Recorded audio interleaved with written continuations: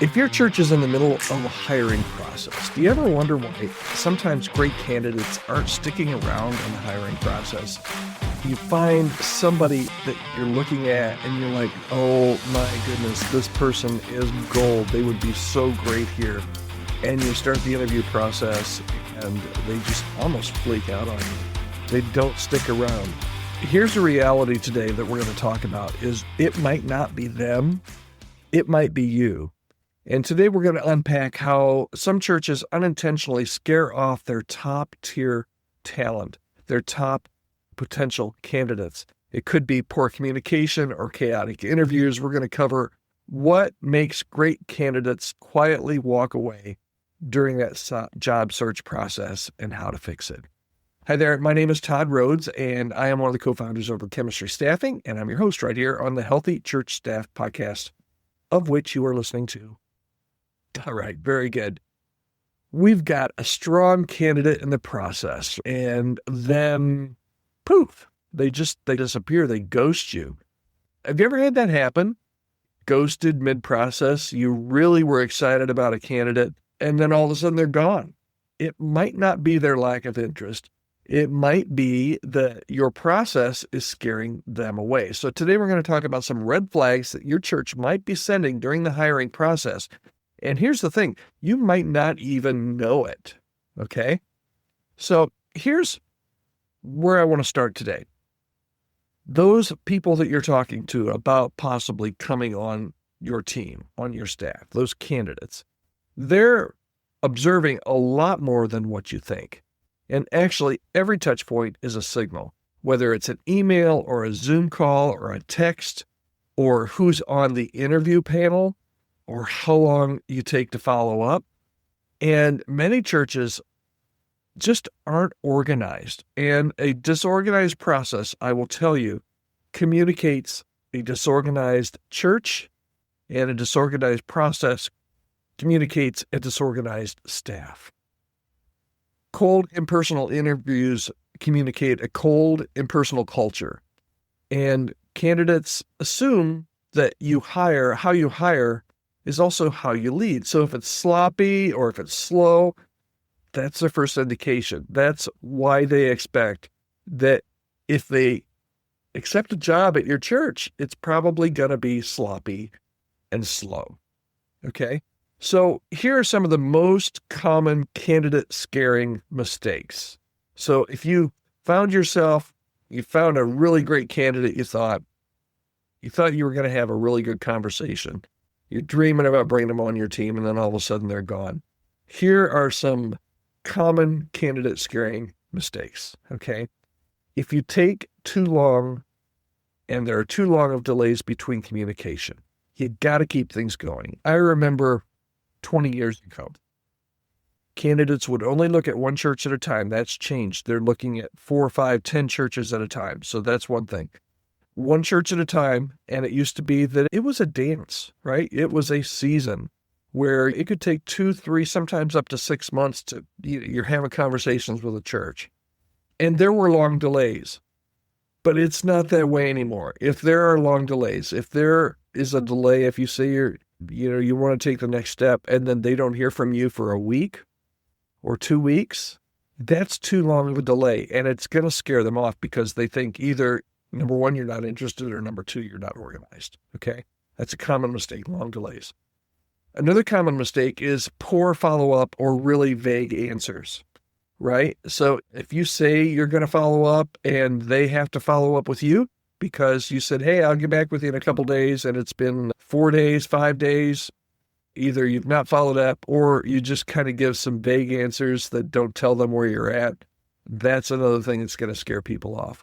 Maybe you're overselling the role or under-explaining challenges. Candidates read through, a good candidate is going to read through this. They're going to know if you're overselling the role because they're going to hear what you're saying and they're going to observe what's going on. Or maybe you're under-explaining the challenges. Maybe they talk to other staff and they hear about a challenge and I didn't hear about any of that in the interview. Those are things that are going to cause candidates just to back up and say, I'm not sure here. Maybe you're unintentionally, and I think this is usually unintentional, maybe you're grilling candidates without any kind of relational.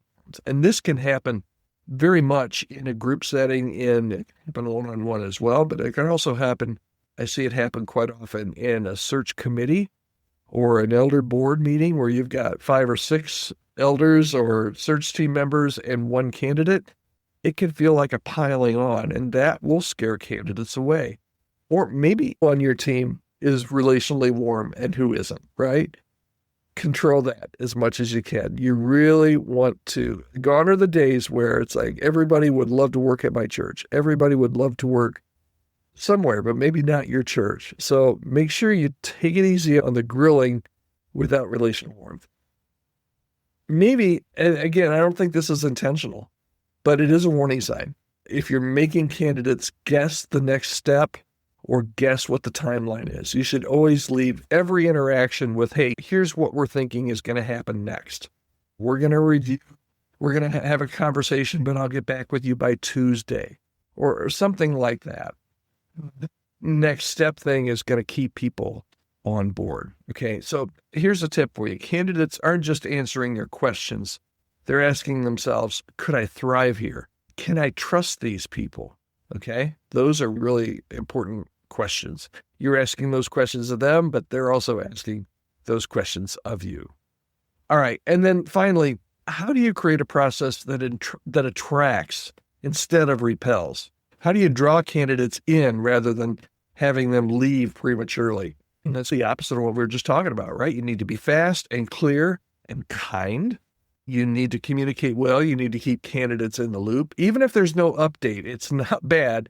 Even if maybe your meeting on Tuesday that you told them about got canceled and you had to reschedule it for Thursday, let them know, hey, there's been a little bit of a hiccup here where we weren't able to meet. Bob had something happen, and so we had to reschedule. Even if there's no update, keep them in the loop. And then let them meet real staff, not just the decision makers. Show honesty about the challenges that your church is facing and the current health state of your church and your staff. And then really put some intention into your interviews. Know what you're going to do in your interviews, because if you design interviews that reveal who they are, not just what they've done, that's going to be something that's going to keep them involved in the process. So when in doubt, here's a simple rule that I preach over and over to churches. When in doubt, over communicate and do it with empathy and with clarity. That alone, believe me, that alone will set your church apart from any other churches that they're talking to. Okay, bottom line for today. Great candidates aren't just looking for a job. They're also discerning your culture and your health and your mission. They're interviewing you as much as you are interviewing them.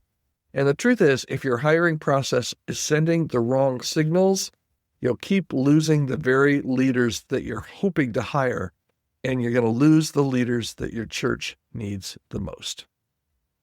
All right, if you'd love to have a conversation about hiring, that's what I do here in my role at chemistrystaffing.com.